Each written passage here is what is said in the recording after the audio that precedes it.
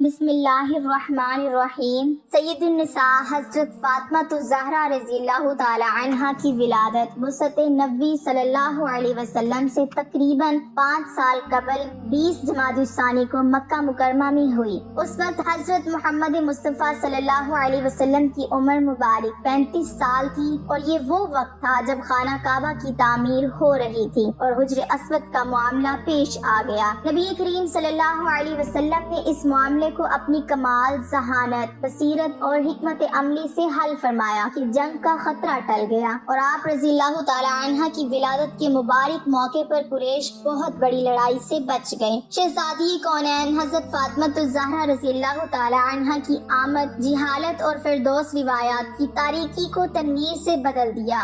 آپ رضی اللہ تعالی عنہ کا اسم گرامی فاطمہ ہے۔ فاطمہ کا مطلب ہے جہنم سے بچانے والی۔ سیدہ فاطمہ رضی اللہ تعالی عنہ کے بہت سے القابات ہیں۔ تمام القابات کسی نہ کسی واقعے سے جڑے ہیں اور ان کا مطلب بھی بہت شاندار ہے۔ آپ رضی اللہ تعالی عنہ کے القابات میں سے سب سے زیادہ مشہور و معروف یہ ہے: زہرا، جنت کی کلی، سید النساء، سارے جہانوں کی عورتوں کی سردار، جنت کی عورتوں کی سردار۔ سید النساء پر لاکھوں سلام، جن کی طہارت و پاکیزگی کو اللہ پاک نے بیان فرمایا ہے۔ ان کی عظمت اور رفت اور توصیف کو الفاظ کا جامع پہنانا بہت مشکل ہے۔ حضرت فاطمہ رضی اللہ تعالی عنہ سب سے چھوٹی صاحبزادی ہونے کے بعد بچپن ہی سے اپنے والد جناب رسول اللہ صلی اللہ علیہ وسلم اور والدہ ماجدہ حضرت خدیجہ الکبریٰ رضی اللہ تعالی عنہ کی لاڈلی تھیں۔ حضور صلی اللہ علیہ وسلم نے جب اعلان نبوت کیا تو وہی قریش آپ کو صادق اور امین کے لقب سے جانتے تھے۔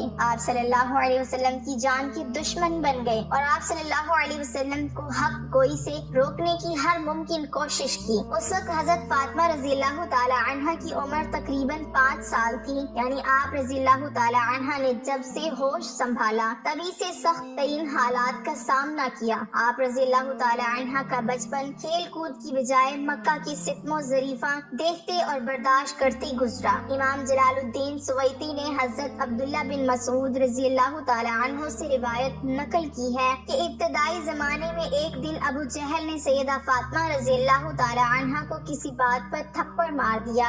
آپ رضی اللہ تعالی عنہ روتی ہوئی اپنے والد محترم جناب رسول اللہ صلی اللہ علیہ وسلم کے پاس آئیں اور ابو جہل کی شکایت کی۔ آپ صلی اللہ علیہ وسلم نے فرمایا، بیٹی جاؤ اور ابو سفیان کو ابو جہل کی اس حرکت سے آگاہ کرو۔ حضرت فاطمہ الزہرا رضی اللہ تعالی عنہ ابو سفیان کے پاس گئیں اور سارا واقعہ سنایا۔ ابو سفیان نے سیدہ فاطمہ الزہرا رضی اللہ تعالی عنہ سے فرمایا، جس طرح اس نے تمہارے چہرے پر تھپڑ مارا تم بھی اس کے منہ پہ تھپڑ مارو۔ چنانچہ سیدہ فاطمہ الزہرا رضی اللہ تعالی عنہ نے ابو جہل کے منہ پر تھپڑ مارا اور پھر گھر آ کر یہ بات حضور صلی اللہ علیہ وسلم کو بتائی۔ آپ صلی اللہ علیہ وسلم نے دعا فرمائی، الہی ابو سفیان کے اس سلوک کو نہ بھولنا۔ اس دعا کا یہی نتیجہ تھا کہ ابو سفیان رضی اللہ تعالی عنہ فتح مکہ کے موقع پر مشرف با اسلام ہوئے۔ حضرت فاطمہ رضی اللہ تعالی عنہ بچپن سے ہی نہایت ذہین، فطین اور تنہائی پسند طبیعت کی مالک تھی۔ وقتاً فوقتاً نبی صلی اللہ علیہ وسلم اور حضرت خدیجہ رضی اللہ تعالی عنہ سے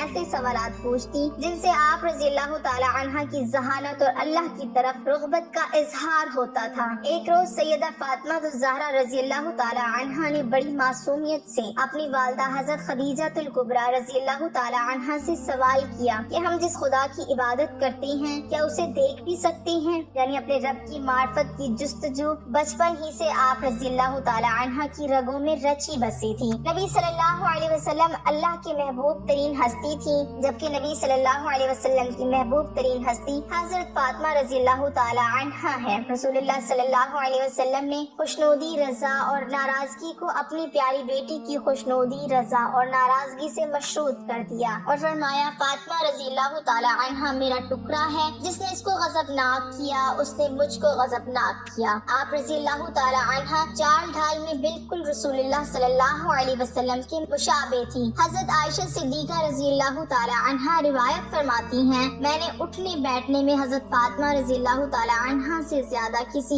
اور کو رسول اللہ صلی اللہ علیہ وسلم سے مشابہ نہیں دیکھا۔ نبی صلی اللہ علیہ وسلم نے جب مدینہ منورہ ہجرت فرمائی تو آپ صلی اللہ علیہ وسلم کے ساتھ حضرت ابوبکر صدیق رضی اللہ تعالی عنہ تھے۔ اہل خانہ میں سے کوئی نہیں گیا۔ پھر کچھ عرصے بعد اللہ کے حکم سے اہل خانہ کو بھی مدینہ منورہ بلوا لیا۔ 2 ہجری میں حضور صلی اللہ علیہ وسلم نے اپنی پیاری اور لاڈلی صاحبزادی کا نکاح اللہ کے حکم سے حضرت علی رضی اللہ تعالی عنہ سے فرمایا۔ حضرت عبداللہ بن مسعود رضی اللہ تعالی عنہ روایت کرتے ہیں کہ حضور صلی اللہ علیہ وسلم نے فرمایا، اللہ تعالیٰ نے مجھے حکم دیا ہے کہ میں فاطمہ کا نکاح علی رضی اللہ تعالی عنہ سے کر دوں۔ سیدہ فاطمہ رضی اللہ تعالی عنہ صبر و رضا کا پیکر تھی۔ حضرت علی رضی اللہ تعالی عنہ مالی طور پر اتنے مالدار نہ تھے، مگر سرور کائنات کی لخت جگر سید النساء حضرت فاطمہ الزہرا رضی اللہ تعالی عنہ نے کبھی شکوہ کا ایک حرف بھی اپنی زبان سے نہ نکالا۔ گھر کے تمام کام کاج آپ رضی اللہ تعالی عنہ خود اپنے دستے مبارک سے سر انجام دیتی تھی۔ اس کے باوجود کبھی بھی خدا کی ذات اور اس کے ذکر سے غافل نہیں ہوتی تھی۔ کام کاج کر کے آپ رضی اللہ تعالی عنہ کے ہاتھوں میں چھالے پڑ جاتے، لیکن آپ رضی اللہ تعالی عنہ اللہ کی رضا پر راضی رہتی تھی۔ حضرت علی رضی اللہ تعالی عنہ کا بیان ہے، میں فاطمہ رضی اللہ تعالی عنہ کو دیکھتا تھا کہ کھانا بھی پکا رہی ہیں اور خدا کا ذکر بھی ساتھ ساتھ کرتی جا رہی ہیں، چکی بھی پیس رہی ہیں، لبوں پر آیت قرآنی کا ورد بھی جاری ہے۔ حضرت امام حسن رضی اللہ تعالی عنہ سے روایت ہے، میں نے اپنی ماں کو شام سے صبح تک عبادت کرتے اور خدا کے حضور گریہ وزاری کرتے دیکھا، لیکن انہوں نے اپنی دعاؤں میں اپنے لیے کبھی کوئی درخواست نہ کی۔ انہوں نے صبر و رضا کی تربیت گاہ میں پرورش پائی، اور جب وہ چکی چلا رہی ہوتی تو ان کے لبوں پر قرآن کی